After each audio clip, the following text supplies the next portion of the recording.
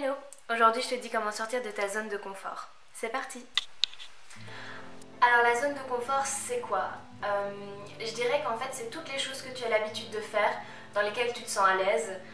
Je sais pas moi, tu es à l'aise dans ton groupe d'amis.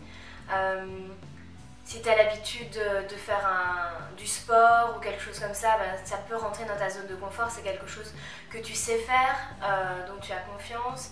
Ça peut être plein de choses, un endroit dans lequel tu te sens bien, avec un groupe d'amis dans lequel tu te sens bien, des choses que tu as l'habitude de faire, une certaine routine, ça c'est ta zone de confort. Tout autour de ta zone de confort, tu as toutes les choses que tu n'oses pas faire, mais que tu aimerais faire. Ou alors des choses dont tu n'as jamais pensé spécialement, mais qui te tenteraient bien. Et en général, on a peur de sortir de sa zone de confort. Pourquoi? Parce que justement, c'est l'inconnu. On n'a pas l'habitude de faire telle ou telle chose. Et pourtant, on aimerait bien le faire. Alors, aujourd'hui, je vais discuter de ça avec vous. Alors, pourquoi c'est bien de sortir de sa zone de confort de temps en temps? Parce que ça peut vous ouvrir des portes, que ce soit personnellement ou professionnellement. Des fois on n'ose pas aller vers telle ou telle personne alors que ça pourrait nous ouvrir des portes, elle pourrait nous faire rencontrer une autre personne qui peut répondre à certains besoins. Des fois on voudrait changer de boulot mais on n'ose pas, on reste dans sa zone de confort parce qu'on a peur de quitter un job alors qu'on en a un justement. Et parfois voilà, on n'a pas envie de partir de ce job. Et en même temps, on aimerait bien aller voir ailleurs. Et c'est justement ça, on reste dans sa zone de confort et ça peut nous fermer des portes. Du coup, on reste un peu renfermé sur soi-même et on peut passer à côté de chouettes choses dans la vie.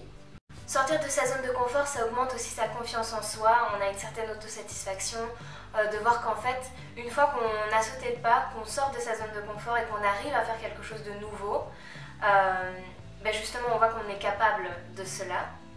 On voit qu'on peut réaliser quelque chose qu'on n'osait pas faire avant. Donc on avance, on évolue en fait. Sortir de sa zone de confort, ça permet aussi de ne pas s'enfermer dans une routine qui peut être pesante à la fin. Quand on fait tout le temps la même chose, on va finir par s'ennuyer. Et donc c'est bien d'aller voir ailleurs, de sortir un peu, de faire autre chose, des choses qu'on n'a pas l'habitude de faire et donc de sortir de sa zone de confort. Et puis ça permet aussi de ne pas avoir de regrets plus tard sur des choses qu'on aurait aimé faire mais qu'on n'osait pas faire. Donc des fois c'est bien d'oser, de prendre un petit risque. Des fois c'est pas grand chose, c'est juste se dire tiens en fait j'ai envie d'aller boire un café mais je suis toute seule, non allez je vais pas y aller, je vais avoir l'air ridicule, je vais rester chez moi et rien faire. Et puis il y en a qui se disent tant pis j'ai envie d'y aller, voilà je sors de ma zone de confort. Si les autres me regardent, tant pis, de toute façon, au moins ça me fera plaisir et j'aurai été boire mon café. Voilà.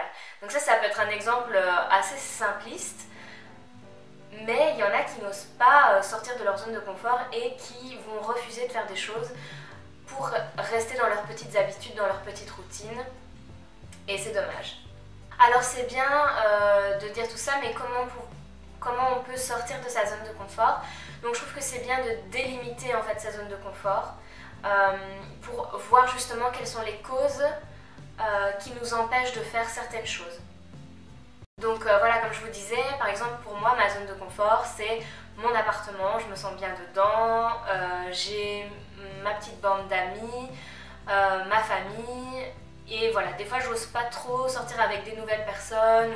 Par exemple l'autre jour, des collègues m'ont proposé d'aller boire un verre, de faire quelque chose avec elles. Et j'avais très envie d'y aller et en même temps j'étais hyper gênée, je savais pas trop si j'allais y aller.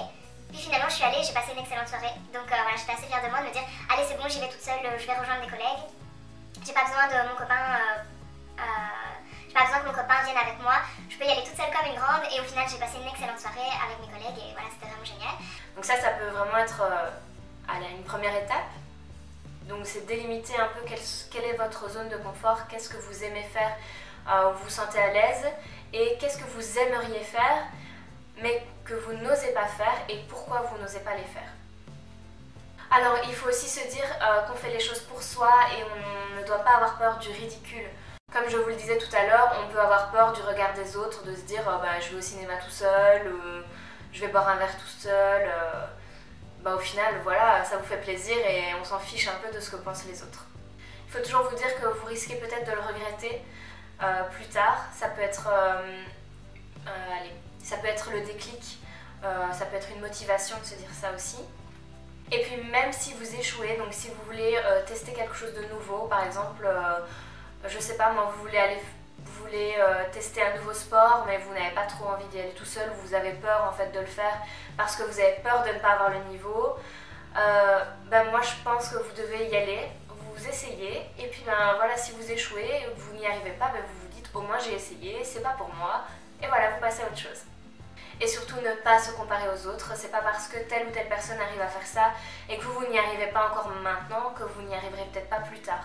C'est chacun pour soi, vous y allez à votre rythme et vous allez essayer d'oser petit à petit. Il y a des gens par exemple qui n'osent pas aller parler aux gens qu'ils ne connaissent pas. Vous pouvez vous lancer des petits défis, vous dire tiens, cette personne-là elle a l'air vraiment sympa, je vais aller lui parler, tout simplement. C'est vraiment un petit défi que vous vous lancez, mais une fois que c'est fait, vous allez être fiers de vous et vous allez vous voir évoluer. Et à partir de ce moment-là, en fait, vous sortez de votre zone de confort et à force de faire ces choses-là rentrent dans votre zone de confort. Donc il y a toute une évolution. Plus vous allez faire de nouvelles choses, ces choses-là vont rentrer dans cette zone de confort et vous allez pouvoir faire encore d'autres choses et avancer encore plus loin. Alors si vous voulez quelques exemples me concernant, moi je suis sortie de ma zone de confort quand même pas mal de fois et j'ai encore pas mal de chemin à faire, mais la première chose qui m'a fait sortir de ma zone de confort, c'est lancer ma page photo. J'adorais la photo, j'en ai toujours fait et je n'osais pas faire ma page, j'avais peur du regard des autres, de ce qu'ils allaient penser, j'avais peur qu'on pense que je sois prétentieuse, de vouloir montrer mon travail, etc.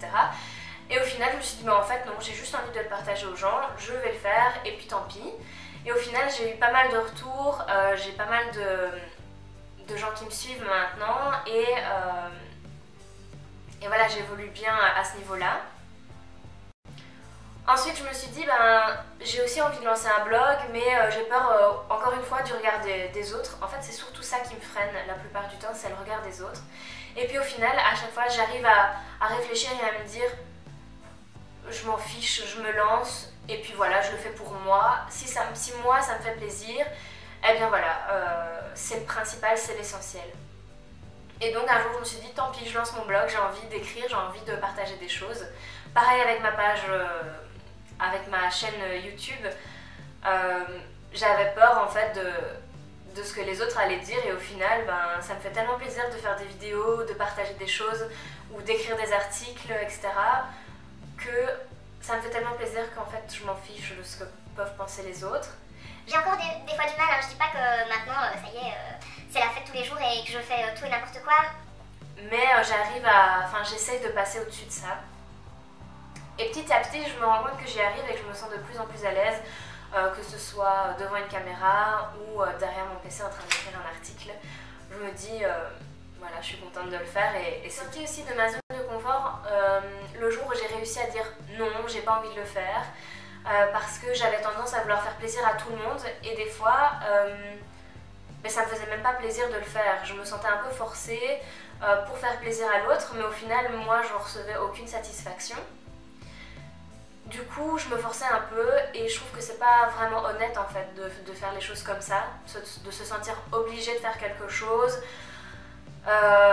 vis-à-vis de l'autre personne. En fait, c'est même pas honnête de dire oui, je vais le faire avec plaisir alors qu'en fait, on n'a pas envie de le faire. Donc maintenant, j'ose un peu plus dire non. Après, je dis pas spécialement non de façon désagréable. J'explique pourquoi je me sens pas trop de le faire ou pourquoi j'ai pas trop envie de le faire, j'ai pas spécialement envie d'investir mon temps dans quelque chose. Ou... Voilà, il suffit juste d'être honnête avec quelqu'un et je trouve que la communication c'est important. Et puis la dernière chose pour laquelle je suis sortie de ma zone de confort, je vous l'ai dit dans la meilleure chose qui m'était arrivée en 2016, c'est d'avoir dit stop à mon temps plein d'enseignant, de prof. Et voilà, je me sens tellement mieux maintenant, j'avais trop peur de ce que les autres collègues allaient penser, de ce que ma famille allait penser, et en fait je me suis dit, mais moi qu'est-ce que j'en pense? Je pense que c'est bon pour moi, alors voilà, je le fais et puis c'est tout. Donc voilà, je pense que vous devez penser pour vous. C'est pas pour ça, c'est pas pour autant qu'on est égoïste en fait quand on pense à soi. Je pense que plus on peut, mieux on pense à soi, mieux on peut être là pour les autres, mieux on peut être là pour leur faire plaisir, savoir ce qui nous fait plaisir. Quand on pense à soi, on s'aime un peu plus aussi puisqu'on prend soin de soi et je pense que c'est plus facile d'aimer les autres et d'être là pour les autres également. Donc ici, pour sortir de sa zone de confort, faites des choses qui vous font plaisir. N'attendez pas, ça sert à rien, vous allez le regretter, vous allez perdre du temps. Prenez un peu de risques, ça fait du bien de temps en temps. Et voilà, je vous souhaite le meilleur. N'hésitez pas à poser vos questions en commentaire si vous en avez, à mettre un petit pouce vers le haut si cette vidéo vous a plu et que vous aimeriez en voir davantage sur ce sujet ou sur un autre sujet de développement personnel ou de psycho, ça me ferait très plaisir. Et je vous dis à très bientôt pour une prochaine vidéo. Salut!